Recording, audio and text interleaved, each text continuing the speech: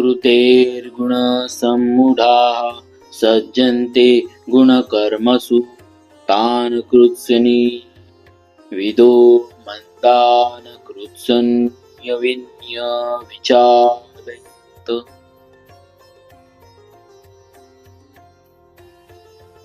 सत्व, रज और तम ये तीनों प्रकृति जन्य गुण मनुष्य को बांधने वाले हैं। सत्व गुण सुख और ज्ञान की आसक्ति से, रजोगुण कर्म की आसक्ति से और तमोगुण प्रमाद, आलस्य तथा निद्रा से मनुष्य को बांधता है। गीता 14वें अध्याय के 6 से 8वें श्लोक तक।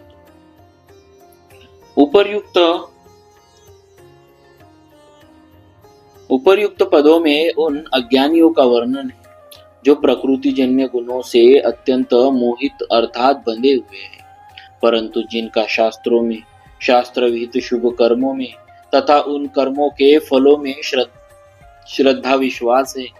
इसी अध्याय के 25वें 26वें श्लोकों में ऐसे अज्ञानी पुरुषों का सक्तः अविन्द्वासः कर्म संगीनाम अज्ञानाम नाम से वर्णन हुआ है।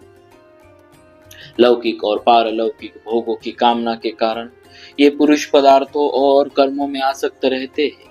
इस कारण इनसे ऊंचे उठने की बात समझ नहीं सकते, इसीलिए भगवान ने इन्हें अज्ञानी कहा है।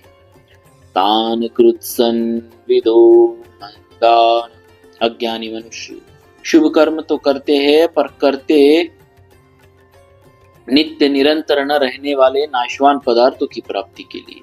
धन आदि प्राप्त पदार्थों में वे ममता रखते और अप्राप्त पदार्थों की कामना करते। इस प्रकार ममता और कामना से बंधे रहने के कारण वे गुणों, पदार्थों और कर्मों के तत्वों को पूर्ण रूप से नहीं जान सकते।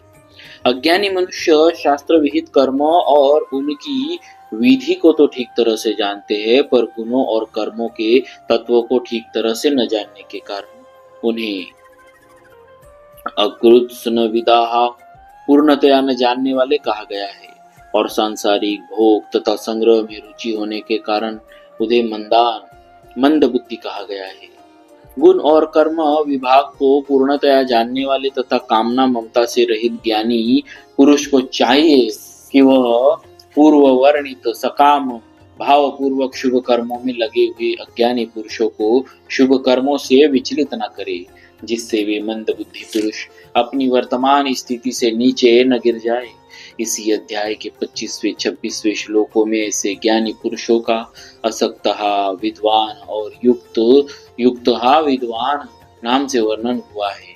भगवान ने तत्वज्ञ महापुरुष को 25वें श्लोक में कुर्यात पद से स्वयं कर्म करने की तथा 26वें श्लोक में जोश एत पद से अज्ञानी पुरुषों से भी वैसे ही कर्म करवाने की आज्ञा दी थी, परंतु यहाँ भगवान ने न विचालयित पदों से वैसी आज्ञा न देकर मानो उनमें कुछ ढील दी है कि ज्ञानी पुरुष अधिक नहीं तो कम से कम अपने संकेत, वचन और क्रिया से अज्ञानी पुरुषों को विचलित न करे।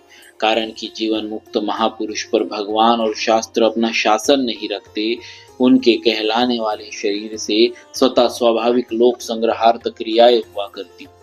तत्वज्ञ महापुरुष कर्मयोगी हो अथवा ज्ञान योगी, संपूर्ण कर्म करते हुए भी उसका कर्मों और पदार्थों के साथ किसी प्रकार का संबंध स्वतः नहीं रहता, जो वस्तुतः था नहीं। अज्ञानी मनुष्य स्वर्ग प्राप्ति के लिए शुभ कर्म किया करते हैं, इसीलिए भगवान ने ऐसे मनुष्य को विचलित न करने की आज्ञा दी है। अर्थात वे महापुरुष अपने संकेत, वचन और क्रिया से ऐसी कोई बात प्रकट न करे जिससे उन सकाम पुरुषों की शास्त्र विहित शुभ कर्मों में श्रद्धा, अविश्वास या रुचि पैदा हो जाए और वे उन कर्मों का त्याग कर दे, क्योंकि ऐसा करने से उनका पतन हो सकता है। इसीलिए ऐसे पुरुषों को सकाम भाव से विचलित करना है, शास्त्रीय कर्मों से नहीं। जन्म मरण रूप बंधन से छुटकारा दिलाने के लिए उन्हें सकाम भाव से विचलित करना उचित भी है और आवश्यक भी।